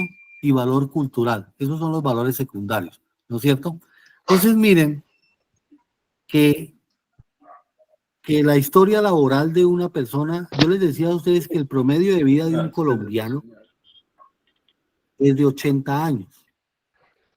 Ese es el promedio que dice la norma, que es de 80 años, ¿no es cierto? Entonces, teniendo en cuenta ese promedio de vida, usted se jubila usted se jubila de la fiscalía o de donde esté trabajando, los tiempos de retención el guardar en el archivo de gestión va a durar, ese documento va a durar en el archivo de gestión hasta que usted se jubile. Cuando usted se jubile va a pasar al archivo histórico. Ni siquiera va a pasar al archivo central, sino que una vez va a pasar al archivo histórico. ¿Por qué? Porque la historia laboral tiene un valor, como tiene valor primarios, tiene valores secundarios, porque una historia laboral tiene valor jurídico, tiene valor fiscal, tiene valor administrativo, ¿no es cierto? Y tiene valor secundario, que es el valor histórico. ¿Por qué? Porque uno le va a guardarse 80 años en el archivo histórico a partir del día que usted se jubile, empieza a contarse 80 años para guardarse de historia laboral. No se puede eliminar hasta que no termine de cumplir los 80 años de esa historia laboral. ¿Ya? Entonces, sin embargo, acá tenemos un ejemplo, un proceso de tabla, entiendo yo, ¿no? De serie compleja de lo que nos explicabas, ¿cierto? Bueno, serie compleja, mira. La serie compleja expedientes penales, por ejemplo. Penales. Miren que los expedientes de procesos de archivo de gestión, miren que la fiscalía comete un error. O no sé, o tengo desconocimiento del procedimiento. Puede ser que tenga desconocimiento. Miren, le da el número 0. No sé por qué le dan 0 si debe tener un tiempo de retención en el archivo de gestión. O sea, un proceso puede terminar, un expediente de procesos penales puede terminar, puede decir en 5 años, ¿no es cierto? Un proceso, ¿cuánto puede durar un proceso penal, Miguel? Depende, años. Si tenemos el ejemplo del caso Colmenares, pues supuestamente el proceso dura, ¿no? Supuestamente 2, 3 o 5 años en etapa de indagación, dependiendo si es fiscalía local o seccional, especializada, si son 2 o más procesados o varios delitos. Son 2, 3 o 5 años en indagación. En investigación son 90 o 120 días. Y en etapa de juicio, supuestamente, son 45 más 15 más 8 o 10, creo. 10 para sentencia. O sea, que pongan en promedio puede durar máximo 6 años. Supuestamente, ¿no? Supuestamente, bueno, un supuesto. Pero pues miren el caso Colmenares, por ejemplo, pues cuánto lleva ya y así sucesivamente. Porque hay unas dilaciones justificadas y unas injustificadas. Entonces, si son Ya justificadas, entiendo. pues lo alargan y lo alargan. Ya entiendo por qué le colocan el 0, porque es un tiempo que no se ha determinado, no tiene determinado el tiempo, entonces le colocan 0. Pero sí se entiende de que cuando termine el proceso y se cierre, se dé la etapa final del documento, ya pasa al archivo central y se va a guardar 7 años, porque tiene valor jurídico, tiene valor administrativo, ¿no es cierto? Hay una situación, Miguel, y es que eso sí lo comprendo porque me tocó con un caso, con unos elementos de prueba, y es que una vez que se condena, por ejemplo, en el caso de las condenas, la carpeta con el caso vuelve al juzgado. Si eso lo vuelven y lo remiten al juzgado. La carpeta de la condena. Fiscalía coge su caso por aparte, juzgado por aparte, y la carpeta vuelve al juzgado. Y durante el tiempo de la condena, bueno, la administra de ejecución de pena solamente la condena, pero la carpeta del caso queda en el juzgado. Y cuando se cumple la condena, ahí es que lo pasan al archivo central. Eso es lo que entendí yo cuando fui a hacer una solicitud por unos elementos. Ah, claro que sí, porque es que esa carpeta tienen que seguirla alimentando. ¿Por qué? Porque puede ser de que el condenado tenga un traslado de cárcel, entonces ese traslado va a esa carpeta. Pena, sí. Ajá. Que tenga algún manejos acto, generis, diría yo. sí, un manejo en el transcurso de su estadía en la cárcel, tenga ciertos manejos, entonces todas esas actividades que se hacen en cuanto al condenado deben quedar registradas en la carpeta. Deben ser tipos documentales que pertenecen a esa carpeta con el fin de tener toda la trayectoria desde que se acusó, se condenó y la determinación que se tomó condenándolo, y después de que termina la condena, toda la trazabilidad de los documentos y todo el buen comportamiento. Bueno, todo eso va a esa carpeta. Todo eso va a la carpeta y se determinan ya de guardar 7 años, y después de 7 años dice que la disposición final dice eliminación y dice que tomar imágenes, porque la I acá nos discrimina qué es imagen, yo diría que es microfirmar. Y mire que el procedimiento dice: se conservará en el archivo central las actuaciones realizadas durante la actuación previa a la imputación que hayan sido objeto de decisión de archivo, teniendo en cuenta el término de prescripción de la acción penal. Ah, claro, mire, teniendo en cuenta el término de la acción penal, mire. Y dice, asimismo, preclusión y aplicación del principio de oportunidad cuyas carpetas hayan sido devueltas a la Fiscalía de Conocimiento. Entonces, miren que ahí hay un procedimiento que toca tener en cuenta, y es que se elimina, pero antes de eliminar se microfirma, o sea, se digitaliza el documento y luego se elimina y se tiene ahí por si se requiere alguna consulta frente a ese proceso. ¿Listo? Entonces no se desaparece en su totalidad. La Fiscalía permite digitalizar y guardarlo digitalizado. Entonces, cuando nosotros digitalizamos en PDF, ya la conservación de ese documento va a ser en un dispositivo electrónico. Deben tener una capacidad de memoria, una NAX, diría yo, para guardar toda la digitalización de esos procesos en caso de que si se llegara a necesitar, se pueda volver a consultar. No en original, pero sí en digitalización. ¿Listo? Y me imagino que ya la digitalización se guarda un tiempo, diría yo, unos 10 o 15 años, y ya después de cumplir los 10 o 15 años, porque cuando se digitaliza pasaría al archivo histórico,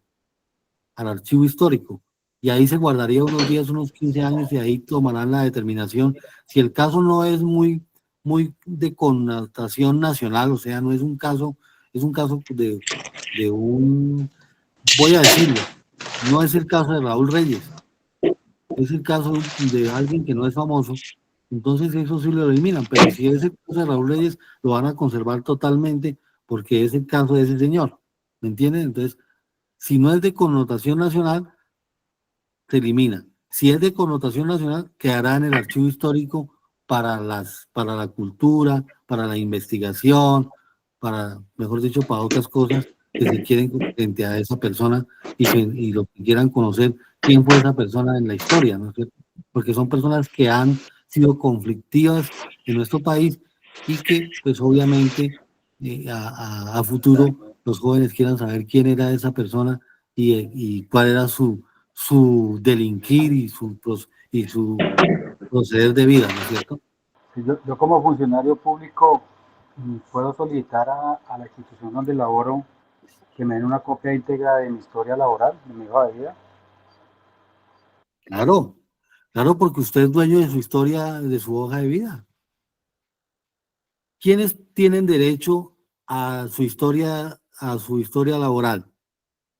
El dueño de su historia laboral y, Sus y en familiares. su empleador. Ahora, su historia laboral, pues obviamente tiene que justificar para qué la necesita, ¿no es cierto? Tiene que argumentar qué trámite va a hacer o qué va a hacer con esa copia de historia laboral suya, ¿no es cierto? ¿Para qué la necesita? Porque si usted necesita algo particular de su historia laboral, le van a dar copia de lo particular que usted necesita, no de todas, ¿no es cierto? Pero si usted necesita que usted diga que usted no, es que yo necesito guardar mi historia laboral porque yo ya me voy a jubilar. Entonces a usted le entregan en un CD toda su copia, porque usted de pronto se va a trabajar a otro lado, entonces le entregan, usted lleva un CD o una memoria para que le digitalicen toda su historia laboral en ese CD o en esa memoria, ¿no es cierto? Ahora, acuérdese, muy bien, resulta que el código administrativo, ¿cómo se llama esa norma? Esa norma, Miguel, usted me recuerda, usted como abogado, código administrativo, ¿no es cierto? El código Usted bien, contencioso. contencioso administrativo, dice en uno de sus artículos por ahí hace mucho tiempo, no sé si ustedes lo pueden corroborar, yo no sé de derecho, soy archivista, pero sé que una persona, en ese código administrativo dice que una persona tiene derecho, la entidad tiene derecho a suministrar hasta 10 copias. De ahí en adelante, el que asume las copias es el que necesita la información. Y a mí me pasó. Resulta que yo me fui por mi historia clínica a la estancia y pasaba más de los 10 folios. Y el señor me dijo a mí, oiga, señor, pero después de las 10 copias le toca pagar a usted. Le dije, no, no voy a pagar. Me dijo, no, entonces no le puedo entregar. Le dije, no, señor, es que yo traje una memoria. Hágame el favor y me digitaliza mi historia en esta memoria. ¿Por qué? Porque la ley 594, en uno de sus artículos, dice que las entidades deben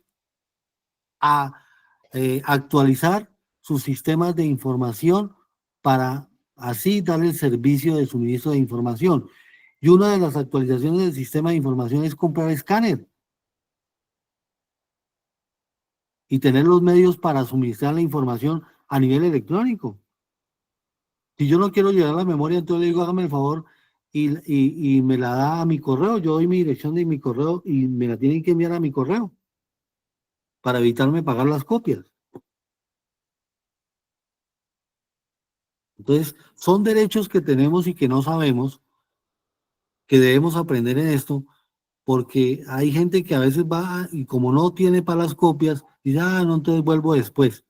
No, todos tenemos un correo electrónico y la empresa está obligada a digitalizar o convertir en PDF y enviarnos a nosotros a nuestro correo electrónico la información. ¿Listo? ¿Estamos claros con eso? Bueno. Gracias, profesor. La tabla de retención documental es un instrumento archivístico, acuérdense ustedes, es un instrumento archivístico que sirve para clasificar la documentación dentro de una área o una dependencia. Sin esa tabla de retención documental, nosotros no podemos organizar un archivo. Entonces, Miguel, proyéctame otra vez la tabla de la fiscalía, por favor.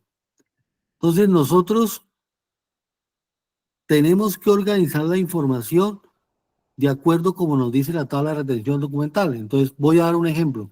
Nosotros debemos de abrir una carpeta que se llame expediente de procesos penales. Entonces, pero ese expediente de procesos penales debe llevar un nombre, o sea, el nombre de cuando vamos a aperturar la carpeta, hay unos elementos que se llaman elementos descriptivos. ¿Y cuáles son los elementos descriptivos?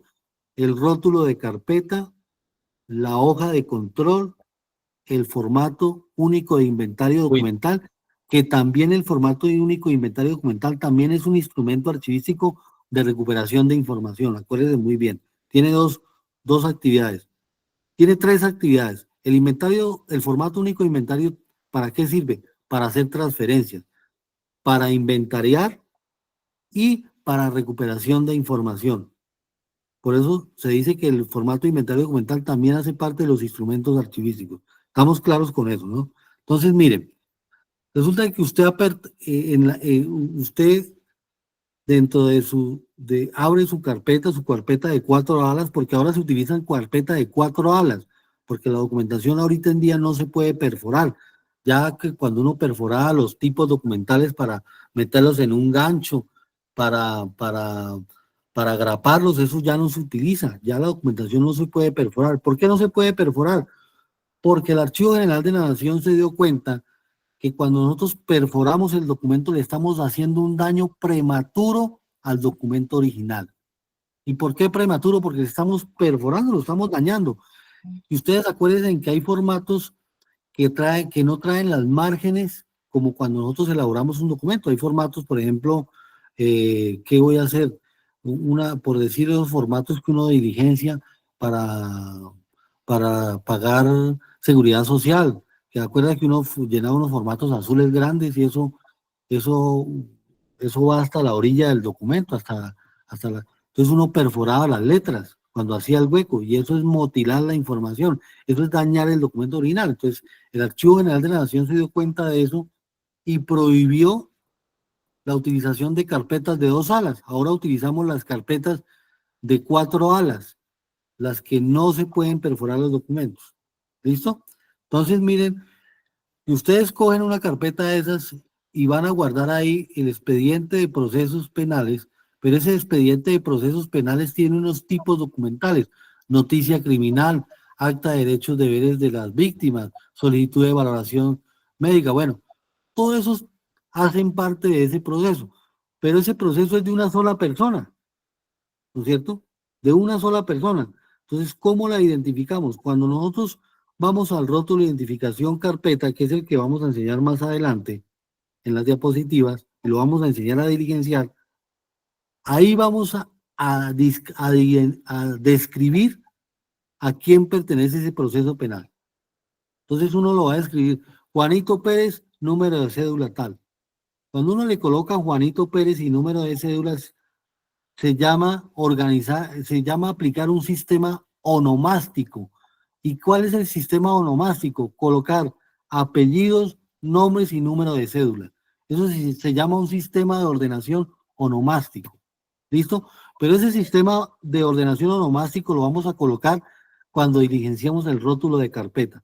Mientras, aquí en la tabla de retención documental, estamos viendo que la subserie es expedientes de procesos penales. Y estoy muy seguro que la serie debe llamarse expedientes. Y el código de la serie expedientes es el 052. Y el código de la subserie es 04. O sea que la subserie de expedientes penales es el código 04. ¿Listo?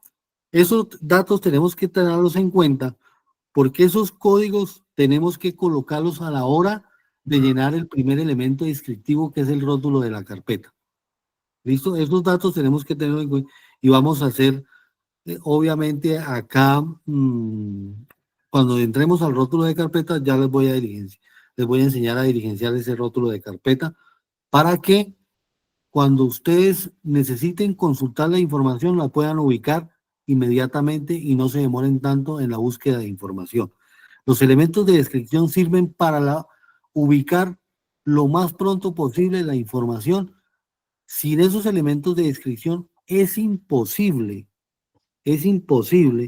ubicar un documento en menor tiempo. Se tendrá que echar 15, 20 días o un mes o 2 meses buscando en todo un archivo a ver a dónde está ese documento, si no tiene esos elementos de descripción. ¿Listo? ¿Estamos claros con eso, muchachos? Aquí hablamos del archivo. El archivo es un conjunto de documentos. Yo ya les había hablado de esta connotación, que un archivo es pues una serie de documentos, independientemente el soporte en que esté ese documento. ¿Listo? Puede estar en cassette, puede estar en electrónico, en los documentos electrónicos, puede estar en físico, análogo, en papel, o puede estar en el disco duro del computador.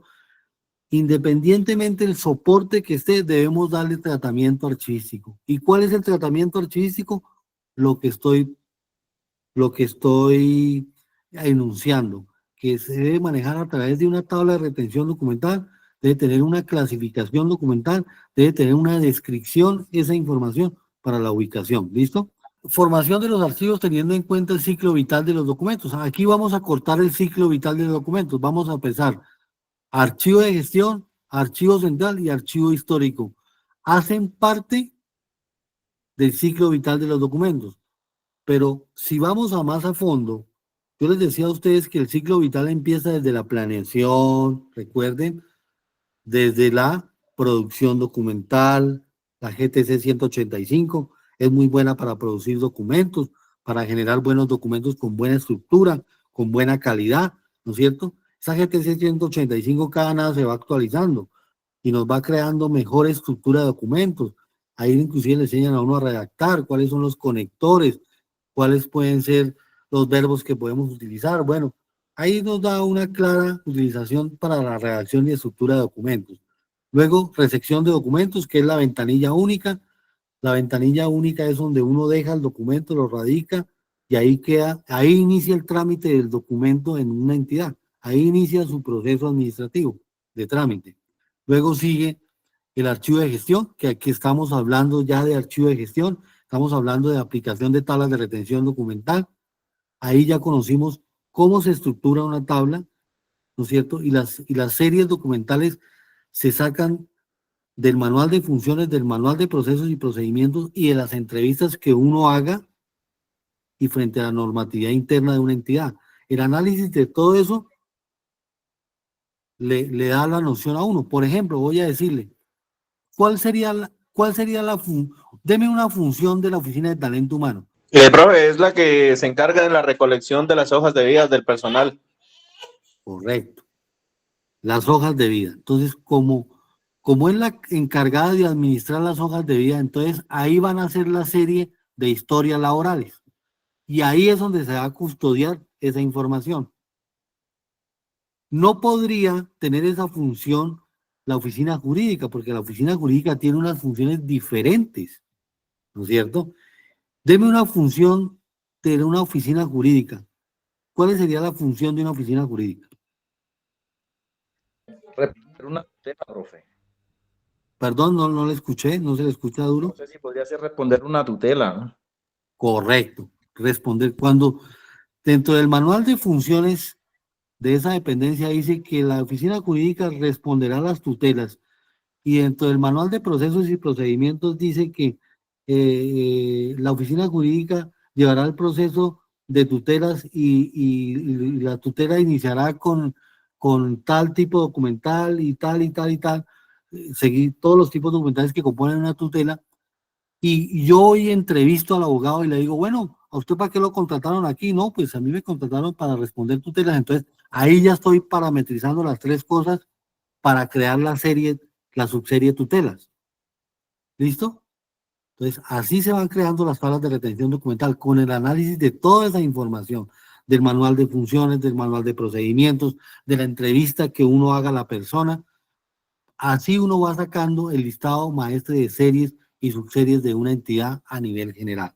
Entonces, por ejemplo, yo estoy haciendo las tablas de retención documental de la AIC y cobré 78 millones. ¿Por qué? Porque la AIC tiene 22 dependencias. Tengo que hacer 22 tablas. ¿Ustedes se imaginan la producción documental de toda esa entidad? Y no solamente electrónico, no solamente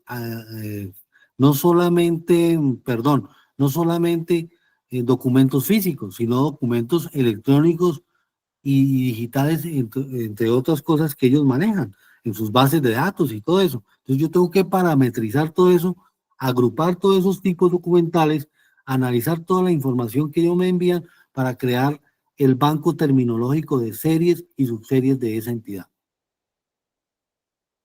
¿Estamos claros? Miguel Andrés, Javier está levantando la mano. Ok, Javier, pregunta. Profe Miguel, le hago una pregunta. Usted nos habló del ciclo vital del documento, ¿verdad?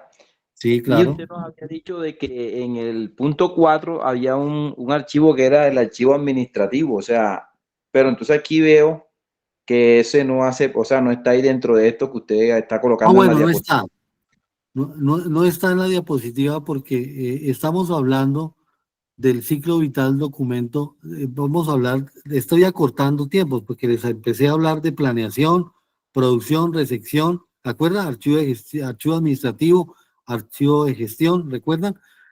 Aquí estoy acortando los tiempos porque, ¿por qué? Porque estamos hablando de archivo de gestión, estamos hablando ya del tema de organización de la información. Eso, ¿De dónde organización. nace? Del archivo de Porque gestión. archivo ¿Entiendes? administrativo es mientras se da la respuesta o se hace el trámite.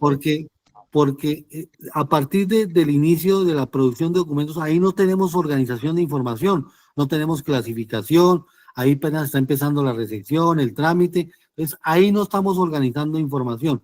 A ustedes lo que les interesa es aprender a organizar la información, hablar de series y subseries, saber cómo se organiza la información y a dónde empieza la organización de la información en el archivo de gestión. Por eso en este tema estamos hablando de archivo de gestión.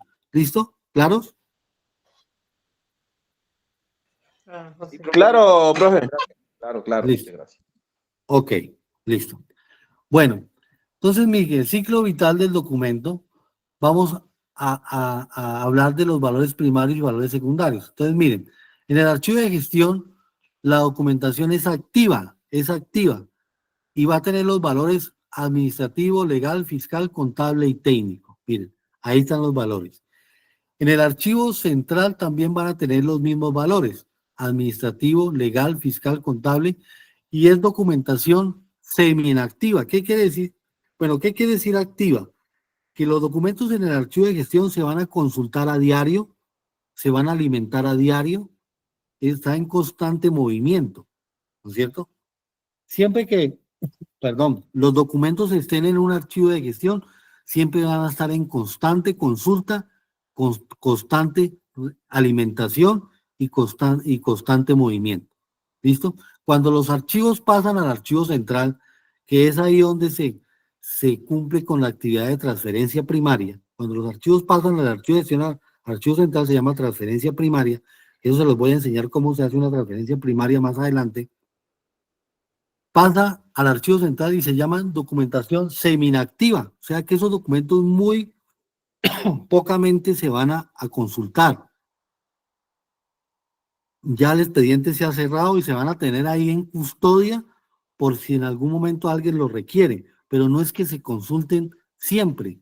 La productividad de consulta va a bajar, no va a ser de constante, va a ser muy esporádicamente, pero va a tener los mismos valores.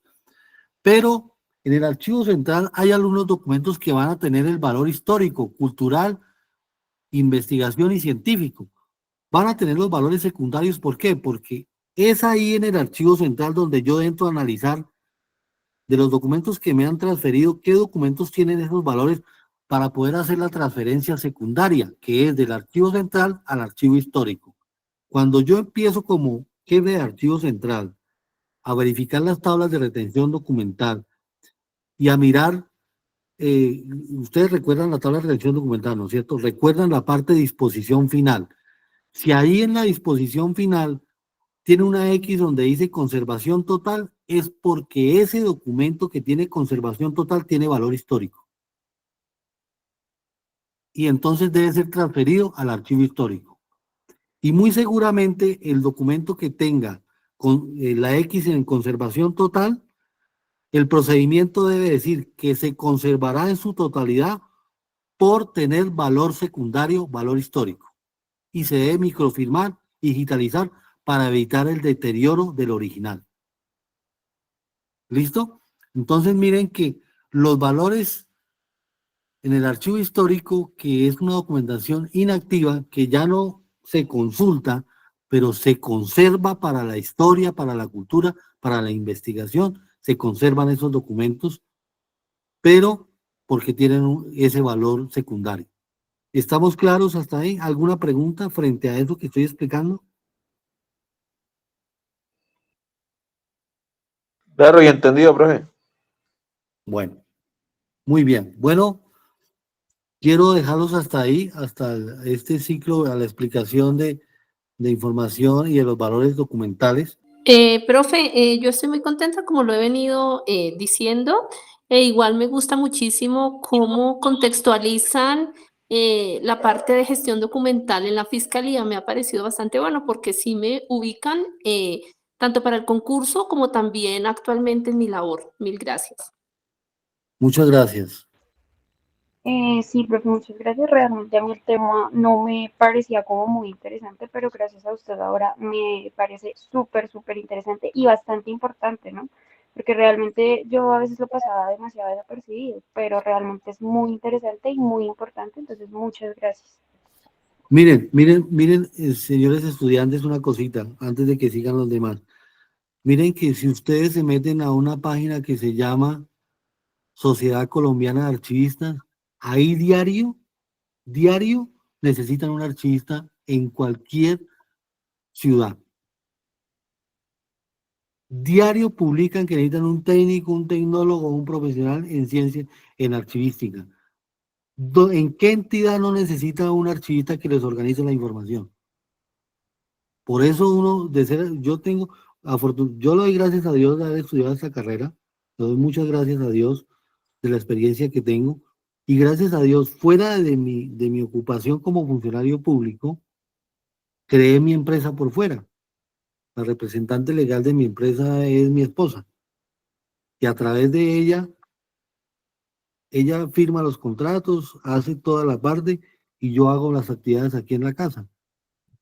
Y no estoy incumpliendo con algo normal, la que firma y la representante y la que hace es mi esposa. Yo simplemente hago las actividades y ella va y las expone, las sustenta y nos va muy bien. Entonces miren que es una oportunidad para que ustedes a sus familiares les digan, a sus primos, sobrinos, que la archivística es muy buena, la bibliotecología es muy buena, el leer todos los días, el aprender todos los días, en aprender de gestión documental es muy buenos días. ¿Por qué? Porque uno en la gestión documental aprende a manejar talento humano, aprende algo de derecho, aprende algo de administración pública, aprende de contratación. ¿Por qué? Porque en los archivos llega toda la documentación que produce una entidad y uno termina leyendo y aprendiendo qué hace una entidad y cómo lo hace. El que está en un archivo debe ser afortunado porque ahí va a aprender qué hace jurídica, cómo hace una tutela jurídica, cómo responde una tutela, cómo responde un derecho de petición, cómo estructuran un derecho de petición, cómo hacen, ciertos documentos, cómo se hace el informe de presupuesto, qué directrices tienen. Uno aprende aprendiendo de todo. Entonces es muy buena esa disciplina. Por eso digo que la archivística es una ciencia auxiliar del derecho, porque los abogados sin documentación o sin pruebas no pueden defender a alguien y los archivos, acuérdense, están en varios tipos de soporte. ¿Listo? ¿Alguien más va a opinar?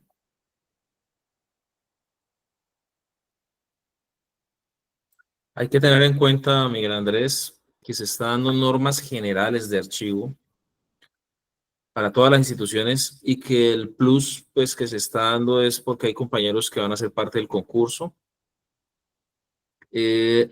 Haciendo un trasfondo, digámoslo así, o llegando un poco más de información respecto a la fiscalía, pero lo que hemos podido ver precisamente es que todo lo que Miguel Andrés nos ha explicado del origen, de las bases, de los cimientos del archivo de la gestión documental, se traslada, ¿sí? Se extrapola a las instituciones como la policía, la fiscalía, entidades privadas incluso. Y yo diría que este tema de gestión documental es una carrera emergente, si bien es cierto lleva varios años, pero me refiero a emergente porque, como vimos en la clase pasada, ya la información ya no es simplemente documentos, papeles y cosas, sino que ya es un activo. Y como un activo significa que es algo de valor para la entidad. Y por lo tanto las entidades van a procurar cada vez más por preservar esa información. Y asimismo la manera en que se preserve esa información y los avances tecnológicos que se tengan en cuenta, pues van a ser importantes. Y ahí es donde va a entrar precisamente la persona experta en archivo, en gestión documental. Porque archivar no solamente son las cajas y las carpetas, la mayoría de los archivos que vamos a ver de aquí a unos 3, 4, 5 años van a ser electrónicos. Profe, primero que todo agradeciéndole por toda esa información clasificada. Para mí esto es nuevo, la verdad es que me siento muy contento y agradeciéndole también a usted, profe Miguel, por traernos un experto en la materia como es el profesor Miguel Andrés.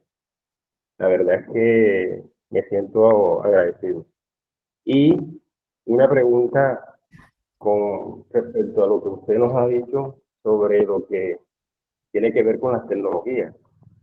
Y yo quería saber era, ahora con todo esto de la inteligencia artificial, que es un boom ahora a nivel internacional, ¿qué papel juega dentro de esta cuestión de lo que es la gestión de archivos, de todo de este tema?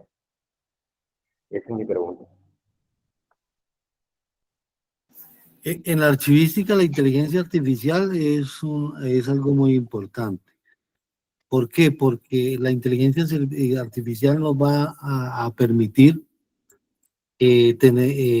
ubicar la información en tiempo real y unir todas esas bases de datos que utilizan ciertas entidades bajo aplicativos para que sea más interoperable. Hay un concepto en la archivística que se llama interoperabilidad. Entonces, bajo la inteligencia artificial quiere decir de que haya una interoperabilidad entre las entidades del Estado con el fin de que se saque una, por decir, ¿cómo les diría? Se saque una buena utilización de esas bases de datos para consultar, para ubicar, para certificar, para obviamente argumentar o investigar. La inteligencia artificial va a estar ahí. En archivística apenas está empezando la inteligencia artificial y estamos intentando crear tablas de retención documental electrónicas para ya ir más que todo al trasegado electrónico, porque ustedes saben que ya toda actividad se está haciendo bajo la parte electrónica. Yo le llamo a esto gestión documental electrónica. ¿Y cuáles? Los chats, las páginas, las redes sociales, inclusive la cédula de ciudadanía, inclusive tenían un proyecto que en la cédula de ciudadanía nosotros tuviéramos nuestra historia laboral, tuviéramos nuestra licencia de conducción, tuviéramos nuestra historia clínica, tuviéramos nuestros estudios en ese chip de la cédula. Para allá iba eso. Para allá iba eso. Y esto tenía que ver con la inteligencia artificial. Entonces, todo ese tipo de cosas son buenas y se van aplicando poco a poco a través de que va avanzando en todo ese tipo de inteligencia artificial. Y hay otra cosa, ¿no? También podría ser de que la inteligencia artificial desplace algunas cosas como por decir, a través de ella podamos minimizar también, tratar de minimizar el gasto de papel, ¿no? Y utilizar más que todo puras bases de datos y que nos sirvan, pues, sino que pues hay otros elementos que en archivística se tienen que tener claros a la hora de crear bases de datos, que es que esas bases de datos sean confiables, tengan ciertas características para poder que el documento sea original y sea confiable, ¿no? Pero eso es un tema más profundo que se puede dar en algún otro diplomado, que podemos profundizar sobre eso, pero pues sí, la inteligencia artificial está actuando en la archivística ya. Bueno, muchas gracias, Miguel Andrés. Yo les dejo una premisa, y es que lo único constante en este mundo, lo único que permanece es el cambio. Y no es quien se adapta al cambio el que tiene las de ganar, sino el que se anticipa. Quedaremos muy pendientes, los estaremos colaborando lo más posible con el tema del concurso. Estamos a un WhatsApp, a una llamada de distancia. Cualquier duda que tengan sobre el material de estudio, cualquier duda que tengan sobre el tema como tal, o cualquier aporte que nos quieran hacer para mejorar, como dice Miguel Andrés, la dinámica, la pedagogía y la temática. Cualquier aporte que tengan, estamos completamente dispuestos y muy agradecidos para que nos colaboren para mejorar siempre. Saben que nuestra finalidad son ustedes, y pues para ustedes es que estamos, y cualquier cosa que nos sugieran, ahí estaremos para poder colaborar lo más posible en pro de ustedes. ¿Listo? Que tengan muy buena noche, que descansen. Gracias, Miguel Andrés.